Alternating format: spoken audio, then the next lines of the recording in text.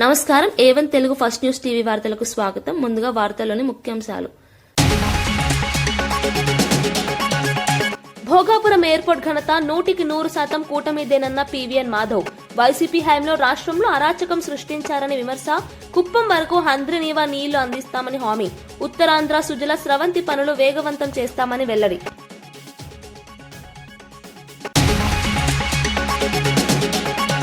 రాయలసీమ నీళ్లు అంశంపై రోజా స్పందన. రాయలసీమకు అన్యాయం జరుగుతుంటే ఏం చేస్తున్నావు అని పవన్ ను నిలదీసిన రోజా. రాయలసీమకు వెన్నుపోటు పొడిచారంటూ చంద్రబాబుపై విమర్శలు. ఓటుకు నోటు కేసులో మీ తోడు దొంగ ఈ విషయం చెబుతున్నాడని ఫైర్.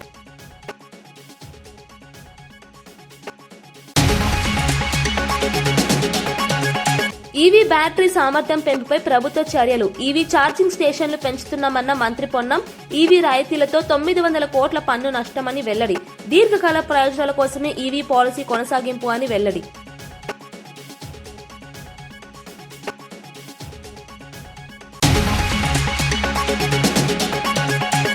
రైజింగ్ 2047 పిల్లల భవిష్యత్తుకు దిశానిర్దేశమన్న భట్టి.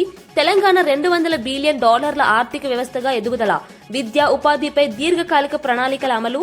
2047 నాటికి సమగ్ర అభివృద్ధే ప్రభుత్వ లక్ష్యమని స్పష్టం. రైజింగ్ 2047 ప్రణాళిక మన పిల్లల భవిష్యత్తును నిర్దేశించేదిగా ఉంటుందని డిప్యూటీ సీఎం భట్టి విక్రమార్క అన్నారు. శాసనసభలో మాట్లాడిన ఆయన తెలంగాణ ప్రస్తుతం $200 బిలియన్ ఆర్థిక వ్యవస్థ దశకు చేరుకుందని తెలిపారు. విద్య, నైపుణ్యాభివృద్ధి, ఉపాధి రంగాల్లో దీర్ఘకాలిక లక్ష్యాలతో ప్రభుత్వం ముందుకు వెళ్తుందన్నారు. 2047 నాటికి రాష్ట్రాన్ని ఆర్థికంగా, సామాజికంగా మరింత బలోపేతం చేయడమే లక్ష్యమని చెప్పారు. యువతకు ప్రపంచ స్థాయి అవకాశాలు అందించేలా విధానాలు రూపొందిస్తున్నామని తెలిపారు. ఆర్థిక వృద్ధి ఫలాలు అన్ని వర్గాలకు అందేలా సమగ్ర అభివృద్ధిపై దృష్టి పెట్టామని భట్టి విక్రమార్క స్పష్టం చేశారు. ఈ ప్రణాళిక రాష్ట్ర భవిష్యత్తుకు దిశానిర్దేశం చేస్తుందని ఆయన పేర్కొన్నారు. అంతర్గత నియామక ప్రక్రియలో ఉన్నది 2026 మార్చి నెలలో చేపట్టడం. పోతే కార్మికుల సంక్షేమం గురించి రిటైర్ అయినటువంటి ఎంప్లాయీస్కి మందుల ఫెసిలిటీ ఉందా లేదా అని అడిగారు. రిటైర్డ్ అయినటువంటి ఎంప్లాయీస్ కూడా మెడిసిన్ ఫెసిలిటీ ఉంది అధ్యక్ష. వాళ్ళకి సిపిఆర్ఎంఎస్ స్కీమ్ కూడా అవైలబిలిటీ ఉంది.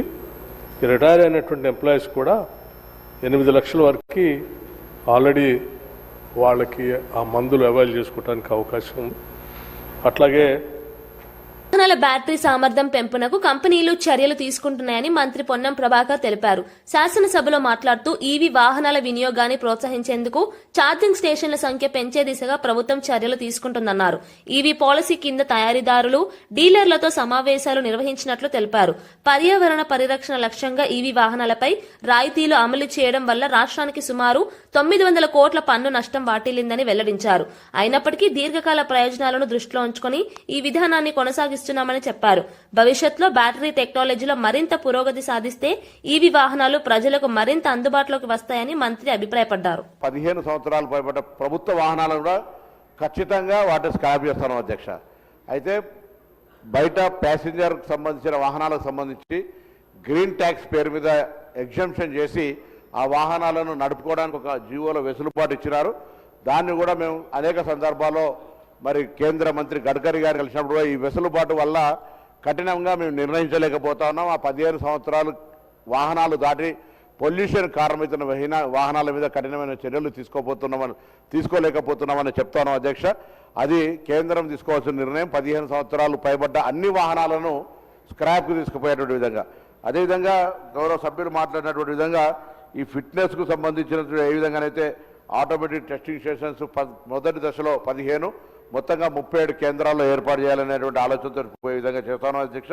అదేవిధంగా డ్రైవింగ్ లైసెన్స్ కూడా ఆటోమేటిక్ డ్రైవింగ్ టెస్టింగ్ స్టేషన్స్ ఈ మధ్య ఢిల్లీకి వెళ్ళినప్పుడు మా డిపార్ట్మెంట్ అంతా కూడా ఢిల్లీలో డ్రైవింగ్ లైసెన్స్ కూడా పొరపాటున ఇచ్చినట్టయితే ఇబ్బందికరమైన పరిస్థితి ఉంది. కాబట్టి అన్నీ కూడా ఆటోమేటిక్గా మాన్యువల్ ఇంటర్వెన్షన్ తక్కువ ఉండాలి అనేటువంటి ఆలోచనతో దానిలో భాగంగానే చెక్ పోస్ట్ ఎత్తేసినాం.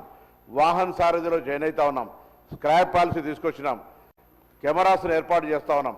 అంటే ఎప్పటికప్పుడు మారుతున్న కాలానికి అనుగుణంగా రవాణా శాఖను కూడా అప్రమత్తం చేసుకొని ముందుకు పోయే ప్రయత్నం జరుగుతూ ఉంది అధ్యక్ష. అందులో భాగంగానే ఆటోమేటిక్ టెస్టింగ్ స్టేషన్. కానీ పొల్యూషన్ సంబంధించి వారు గౌరవ హైదరాబాద్ సంబంధించి ఎప్పుడు కూడా వాటర్ ట్యాంకర్స్ సప్లై సందర్భంగా మేము కూడా అప్పుడప్పుడు గమనిస్తూ ఉన్నాం.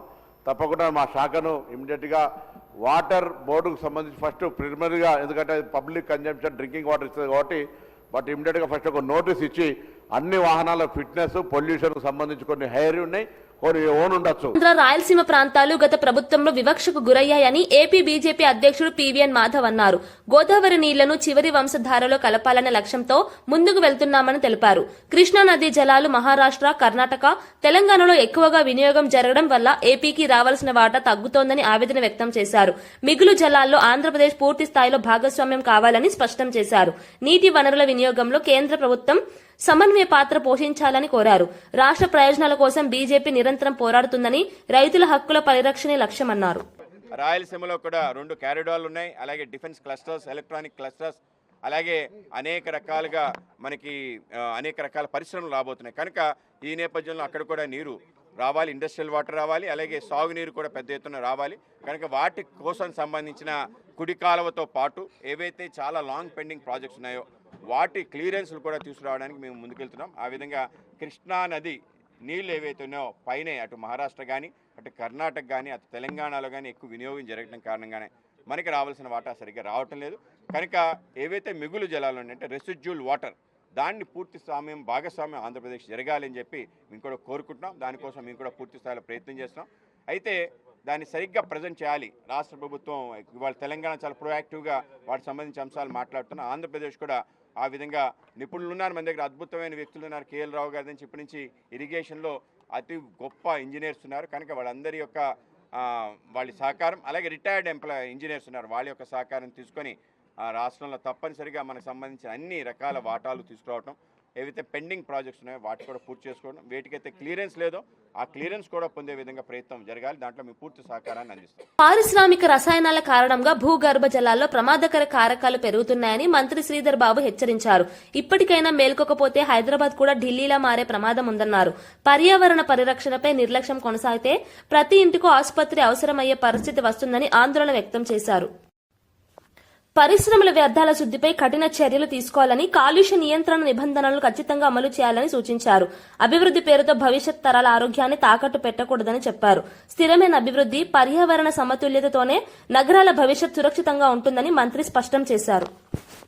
కట్ చేయడం లేదు సార్. ఇక్కడ నేను మిమ్మల్ని కోరుతున్నాను as a legislative affairs minister, I'm putting an appeal through honourable state towards you sir. Here LA minister మాట్లాడినప్పుడు మీరు ఆ విధంగా స్పీకర్ సార్ మీరు కూర్చోండి, మాట్లాడినాక మీకు ఇస్తాను, కూర్చోండి సార్. ఈరోజు నేను మహేశ్వర్ రెడ్డి గారిని ఏం కోరుతున్నాను అంటే, హీ మేడ్ హిస్ పాయింట్ అధ్యక్ష. What ever you know MIM floor leader Saab has made a point, Maheshwar Reddy Sahab also has made a point. We will keep that into our discussion and will come back. Government will come back with a proper reply. Please have patience, sir. Basically, sir, నేను ఈరోజు second amendment బిల్కు సంబంధించి ఇంతకుముందే వారు చెప్పారు. ఈరోజు రాష్ట్రంలో పట్టణ స్థానిక సంస్థల్లో 2047 లక్ష్యంగా పేదలకు సంక్షేమ ఫలాలు అందించడమే ప్రభుత్వ ధ్యేయమని ఆంధ్రప్రదేశ్ రాష్ట్ర సామాజిక సంక్షేమ బోర్డు చైర్మన్ పోతుల బాలకోటయ్య అన్నారు. ఎన్టీఆర్ భవన్ లో మీడియా సమావేశంలో ఆయన మాట్లాడుతూ విద్య, ఆరోగ్యం, ఉపాధి రంగాల్లో దీర్ఘకాలిక ప్రణాళికలతో ముందుకు వెళ్తున్నామని చెప్పారు. పేదల జీవితాల్లో స్థిరమైన మార్పు తీసుకురావడమే విజన్ 2047 ప్రధాన లక్ష్యమన్నారు. ప్రభుత్వ సంక్షేమ పథకాలు తాత్కాలిక ప్రయోజనాలకే కాకుండా తరతరాల అభివృద్ధికి దోహదపడేలా రూపకల్పన చేస్తున్నామని తెలిపారు. సామాజిక న్యాయం, సమాన అవకాశాలే పాలనలో మూల సూత్రాలని పేర్కొన్నారు. రాష్ట్రాన్ని ఆర్థికంగా, సామాజికంగా బలోపేతం చేసే దిశగా ప్రభుత్వం అడుగులు వేస్తుందని ఆయన వివరించారు. ఈ గుడికి తాళం వేశాడు. ఈ అంశాన్ని గుర్తించి చంద్రబాబు నాయుడు గారు ఇది 1953 నుంచి 1953 అంటే దాదాపు 70 ఏళ్ళు పైగా రాజ్యాంగపరంగా క్రింది కులాలకి, ముఖ్యంగా ఎస్సీ ఎస్టీల సంక్షేమానికి సంబంధించిన బోర్డు ఇదని భావించి దుర్గాభాయ్ దేశ్ముఖ్ లాంటి వాళ్ళు కూడా ఈ బోర్డుకి జాతీయ స్థాయిలో అధ్యక్షులుగా చేశారని గుర్తించి ఈ బోర్డుని జీవో నెంబర్ 284 25/11/2025 ద్వారా బోర్డుని తిరిగి బతికించి అంటే గుడిని తెరిచి మూసివేతకు గురైన గుడి తాళం తీసి బోర్డు చైర్మన్గా బాలకోటయ్య అయిన నన్ను నియమించారు. ముఖ్యమంత్రి గారు నాకు చెప్పింది, నా మీద బరువుగా పెట్టిన బాధ్యత ఏంటంటే, ఈ రాష్ట్రంలో క్రింది కులాలకి అంటే అణగారిన కులాలకి, వివక్షత కులాలకి, ఎస్సీ ఎస్టీలకి రాజ్యాంగపరంగా కానీ సంక్షేమ పథకంగా కానీ అందాల్సిన యొక్క పథకాలనే అందే విధంగా చూడాల్సిన బాధ్యతని ఈ భోగాపురం అంతర్జాతీయ విమానాశ్రయ ప్రాజెక్టుపై వైసీపీ క్రెడిట్ చోరీ రాజకీయాలు చేస్తుందని స్వచ్ఛాంధ్ర కార్పొరేషన్ చైర్మన్ కొమ్మారెడ్డి పట్టాభిరామ్ ఆరోపించారు. ఎన్టీఆర్ భవన్ లో మీడియాతో మాట్లాడుతూ భోగాపురం ప్రాజెక్టు వేగవంతానికి కూటమి ప్రభుత్వం కీలక నిర్ణయాలు తీసుకుందని చెప్పారు. గతంలో ఆలస్యాలు, నిర్లక్ష్యం కారణంగా ప్రాజెక్టు నిలిచిపోయిందని, ఇప్పుడు పనులు మళ్లీ ఊపందుకున్నాయని తెలిపారు. ప్రజలకు మౌలిక సదుపాయాలు కల్పించే అభివృద్ది ప్రాజెక్టులను రాజకీయ లబ్ది కోసం వాడుకోవడం సరికాదన్నారు. భోగాపురం విమానాశ్రయం ఉత్తరాంధ్ర అభివృద్దికి గేమ్ చేంజర్ అవుతుందని, దీనిపై తప్పుడు ప్రచారాలు మానాలని హితవు పలికారు. అభివృద్ధి విషయంలో వాస్తవాలను ప్రజలకు చెప్పాల్సిన బాధ్యత ప్రతిపక్షానికి ఉందన్నారు. ఇటువంటి తరుణంలో రాష్ట్రంలో ఉన్నటువంటి ప్రతిపక్ష పార్టీ వైఎస్ఆర్ కాంగ్రెస్ పార్టీ షరామామూలుగానే తమ పాత్ర ఏమీ లేకపోయినా, తమ కాంట్రిబ్యూషన్ ఏమీ లేకపోయినా అంతా మేమే చేశామని చెప్పి అన్ని తమ ఖాతాలోకి జమ చేసుకునేటటువంటి పరిస్థితి మనం చూస్తూ ఉన్నాం. గత సంవత్సరాల కాలంగా రాష్ట్రంలో ఏ మంచి చేసినా కూడా అన్ని మేమే చేశాం, అవన్నీ ఆ క్రెడిట్ అంతా కూడా తమకే దక్కుతుందని చెప్పి నిస్సిగ్గుగా, వారి పాత్ర ఏమీ లేకపోయినా సరే నిస్సిగ్గుగా ఇవాళ వాళ్ళ మాటలు మాట్లాడుతూ ఉన్నారు. భోగాపురం అంతర్జాతీయ విమానాశ్రయం ఏదైతే అల్లూరి సీతారామరాజు గారి పేరుతో అల్లూరి సీతారామరాజు ఇంటర్నేషనల్ ఎయిర్పోర్ట్ గా రేపు జూన్ లో ప్రారంభింపబడుతున్నటువంటి భోగాపురం అంతర్జాతీయ విమానాశ్రయానికి సంబంధించినటువంటి వాస్తవాలు, ఎవరు దానికి అంకురార్పణ చేశారు, ఎవరి యొక్క కృషి వల్ల ఈ రోజున భోగాపురం విమానాశ్రయం యొక్క కళ సాకారం అవుతా ఉంది, నిర్మాణం పూర్తిగా వస్తా ఉంది అన్న దానికి సంబంధించి ఒక్కసారి మనం వాస్తవాల్లో కనుక వెళ్ళినట్లయితే, ఇది ఫిబ్రవరి 2015లో ఆనాడు వచ్చినటువంటి వార్త.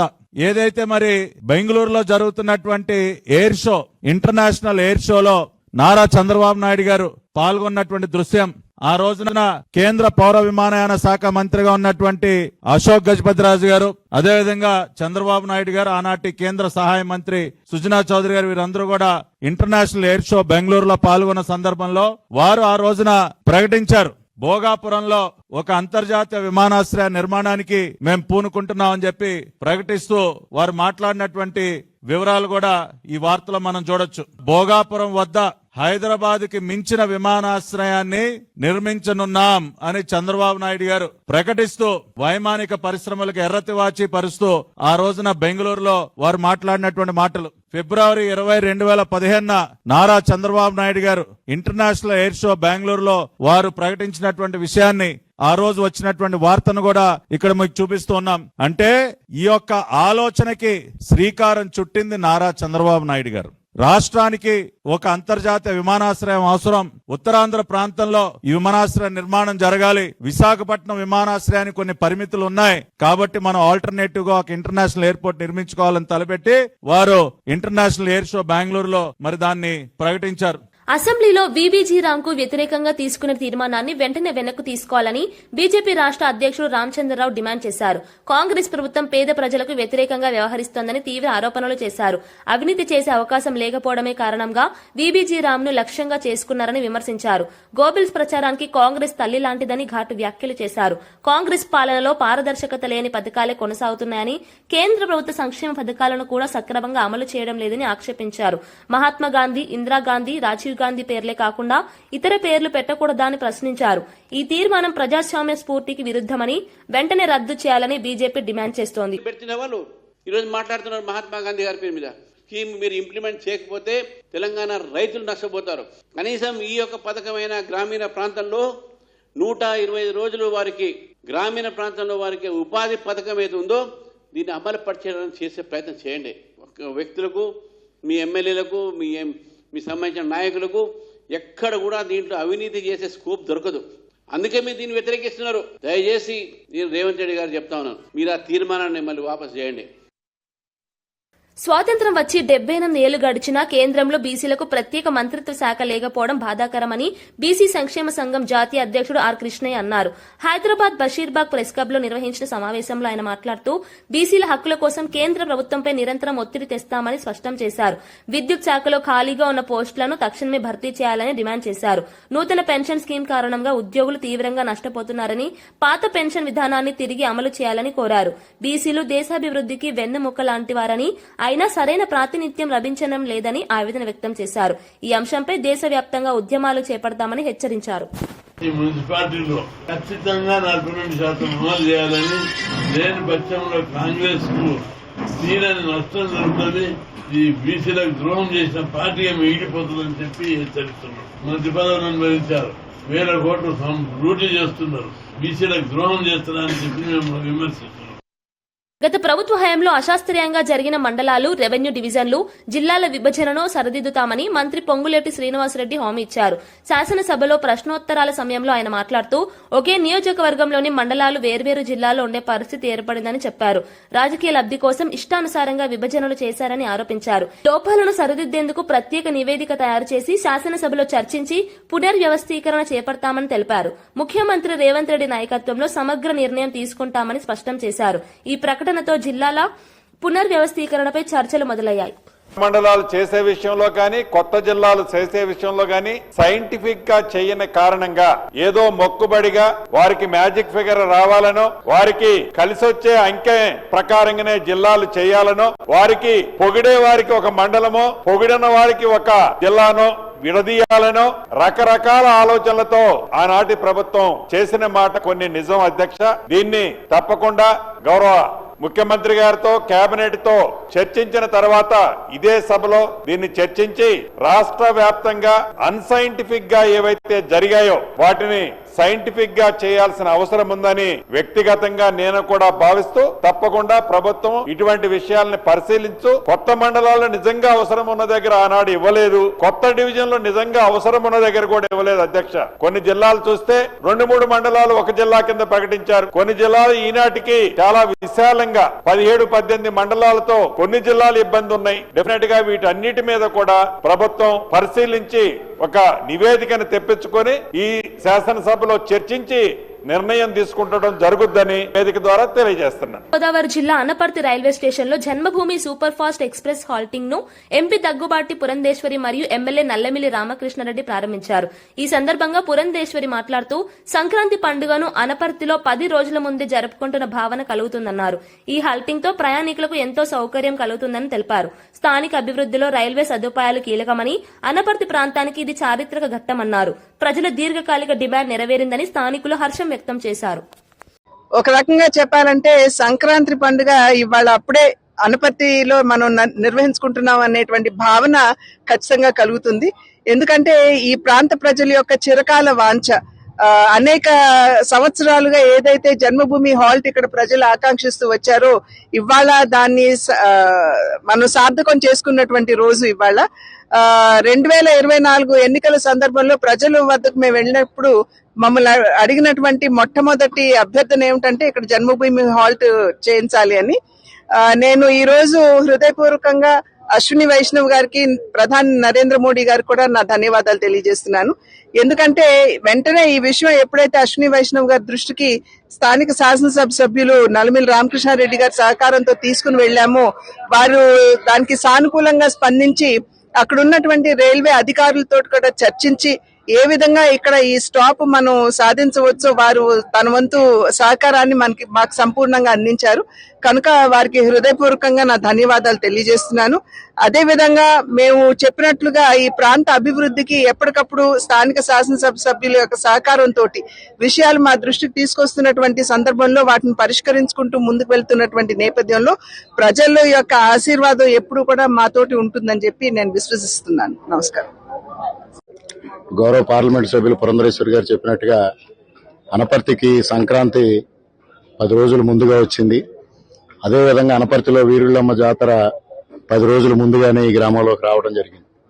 ఇవాళ ఆనంద ఉత్సాహాల మధ్యన గౌరవ పార్లమెంట్ సభ్యుల చేతుల మీదుగా జన్మభూమి హాల్ట్ ఇక్కడ ప్రారంభించుకోవడం జరిగింది. ఈ కార్యక్రమానికి కర్త కర్మ క్రియ అంతా గౌరవ పార్లమెంట్ సభ్యులు పురంధరేశ్వరి గారు, వారు ఎస్వి వైష్ణవ్ గారితో మాట్లాడడం, ప్రధానమంత్రి గారితో మాట్లాడడం, ఇవన్నీ వారు నిర్వహించి ఏదైతే ఇచ్చిన మాట ప్రకారంగా ఇవాళ జన్మభూమి హాల్ట్ అనపర్తి ప్రాంత ప్రజానీకానికి కానుగ్గా, సంక్రాంతి కానుగ్గా మేడం ఇచ్చారు. వారికి హృదయపూర్వకంగా కృతజ్ఞతలు తెలియజేసుకుంటూ ఈ ప్రాంత అభివృద్ధి కోసం గౌరవ పార్లమెంట్ సభ్యులతో కలిసి అన్ని విధాలుగా ఈ ప్రాంతాన్ని అభివృద్ధి చేయడమే ధ్యేయంగా ముందుకెళ్తాం. అభివృద్ధి సంక్షేమాన్ని మేళవించి సుపరిపాలన అందించడమే ఇవాళ కూటమి యొక్క లక్ష్యం. ప్రధాని నరేంద్ర మోడీ గారు, ముఖ్యమంత్రి చంద్రబాబు నాయుడు గారు, ఉప ముఖ్యమంత్రి పవన్ కళ్యాణ్ గారి నేతృత్వంలో సుపరిపాలన అందించే దిశగా మేమందరం కృషి చేస్తామని మరొక మారు ఈ జన్మభూమి హాల్ తీసుకొచ్చినందుకు గౌరవ పార్లమెంట్ సభ్యులు పురంధరేశ్వరి గారికి హృదయపూర్వకంగా కృతజ్ఞతలు అనపర్తి నియోజకవర్గం తరఫున తెలియజేసుకుంటూ సెలవు. పాలమూరు రంగారెడ్డి ఎత్తిపోతల పథకానికి స్వల్ప నీటి లభ్యత ఉన్న జూరాల కాకుండా నీటి లభ్యత ఉన్న శ్రీశైలం బ్యాక్ వాటర్ ను సోర్స్ గా మార్చింది నాటి బీఆర్ఎస్ ప్రభుత్వమేనని మాజీ మంత్రి వి శ్రీనివాస్ గౌడ్ స్పష్టం చేశారు. ఈ పథకంలో ఇంకా మిగిలిపోయిన 10% పనులను వెంటనే పూర్తి చేసి రైతులకు న్యాయం చేయాలని ప్రభుత్వాన్ని డిమాండ్ చేశారు. కేవలం 45 టీఎంసీలకే ఒప్పుకుంటే ఇప్పటికే నిర్మించిన ప్రాజెక్టులు ఎండిపోయే ప్రమాదం ఉందని హెచ్చరించారు. పాలమూరు ప్రాంత రైతులకు సాగునీరు అందకపోతే ఉద్యమాలకు దిగుతామని తెలిపారు. నీటి వనరులపై రాజకీయాలు కాకుండా 90 టీఎంసీలు నీళ్ళు వచ్చేటట్టు చేయాల్సిన అవసరం ఉంది. ఆంధ్రకి ఏం కొదవలేదు. వరదలన్నీ ఎక్కడే పోతాయి. వరదల నీళ్ళన్నీ ఇష్టం వచ్చినట్టు వాడుకోవడానికి అవకాశం ఉంటది. మనకి అవకాశం ఉండదు. 40 టీఎంసీలు ఒప్పుకుంటే మళ్ళీ ఆ ప్రాజెక్టులు, కట్టిన ప్రాజెక్టులన్నీ కూడా ఎండిపోయి ఉంటాయి కనుక దయచేసి ఆ పనులకు పూనుకోవద్దని చెప్పి పార్టీలకు అతీతంగా కాంగ్రెస్ లో ఉన్నటువంటి కార్యకర్తలారా, మీరు కూడా రైతు బిడ్డలే, రైతులే, మన బతుకుదేనే రైతు కిందనే మనం బతికి వెళ్ళాం. దయచేసి మీరు ఉంటే ఇంట్లో ఇక లాస్ట్ 2.5 ఏళ్ళు ఉంటారు. మళ్ళీ భవిష్యత్తులో దేవుడు ఏ అవకాశం ఉందో తెలియదు. కానీ మీరు అక్కడ ఉండి కూడా మీ నాయకత్వం మీద ఒత్తిడి లేకపోతే మన జిల్లాకు అన్యాయం చేసిన వాళ్ళు అవుతారు. దయచేసి రాజకీయ కోణంలో చూడకుండా జిల్లాను బాగు చేసేటువంటి కోణంలో మీరు చూడాలని చెప్పి మీ ద్వారా విజ్ఞప్తి చేస్తా ఉన్నాం. ఈ రోజు నార్లపూర్ పోయి చూస్తాం. ఇక్కడ నీళ్ళు ఎట్లున్నాయి చూడండి మీరు. దయచేసి మీడియా మిత్రులారా, ఈ రిజర్వాయర్లు ఎండిపోయిన నీళ్లున్నాయి. అక్కడ చూడండి 100 కిలోమీటర్ల నీళ్లున్నాయి. ఇది బాగుందా, అది బాగుందని చర్చ పెట్టండి. ప్రజలను చైతన్యవంతులను చేయండి. ఎట్టి పరిస్థితుల్లో మేము ఒప్పుకోం. 40 టీఎంసీ ఒప్పుకుంటే ప్రళయం అవుతుంది జిల్లా. ఎట్టి పరిస్థితుల్లో మేము ఒప్పుకోము. మాకు కేటాయించిన నీళ్లు మాకు కావాల్సిందే. ప్రాజెక్టులు కంప్లీట్ చేయాల్సిందే. లేనికొచ్చేనా ప్రజాపక్షాన మేము పోరాటం చేస్తాం, మేము సాధించుకుంటాం. ఇవాళ మీరు ఇవ్వకపోతే రేపు మేము వచ్చిన తర్వాత బరాబర్ దీనికన్నా డబుల్ నీళ్లు కేటాయించుకుంటాం. రైతులారా, మీరు భూములు అమ్ముకోకండి. దయచేసి భయపడకండి. కొద్ది రోజులే మళ్ళీ వస్తాం. ఖచ్చితంగా ఈ జిల్లాలో 100% బాగు చేస్తాం. ఎవరు కూడా ఆపలేడు దీన్ని. వార్తలు ముగించే ముందు ముఖ్యాంశాలు మరోసారి. భోగాపురం ఎయిర్పోర్ట్ ఘనత 100% కూటమిదేనన్న పీవీఎన్ మాధవ్. వైసీపీ హయాంలో రాష్ట్రంలో అరాచకం సృష్టించారని విమర్శ. కుప్పం వరకు హంద్రనీవా నీళ్లు అందిస్తామని హామీ. ఉత్తరాంధ్ర సుజల స్రవంతి పనులు వేగవంతం చేస్తామని వెల్లడి.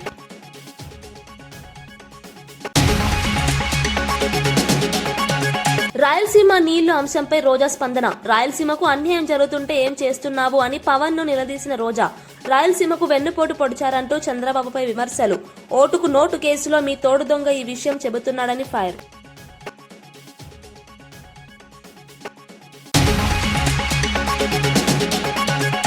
ఈవీ బ్యాటరీ సామర్థ్యం పెంపుపై ప్రభుత్వ చర్యలు. ఈవీ ఛార్జింగ్ స్టేషన్లు పెంచుతున్నామన్న మంత్రి పొన్నం.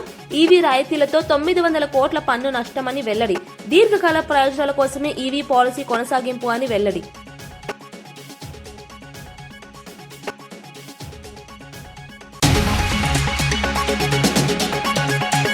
రైజింగ్ 2047 పిల్లల భవిష్యత్తుకు దిశానిర్దేశమన్న భట్టి. తెలంగాణ $200 బిలియన్ ఆర్థిక వ్యవస్థగా ఎదుగుదల. విద్య, ఉపాధిపై దీర్ఘకాలిక ప్రణాళికల అమలు. 2047 నాటికి సమగ్ర అభివృద్ధే ప్రభుత్వ లక్ష్యమని స్పష్టం. ఇవి ఈనాటి వార్తా విశేషాలు. మరో బులెటిన్లో మళ్లీ కలుద్దాం. నమస్కారం.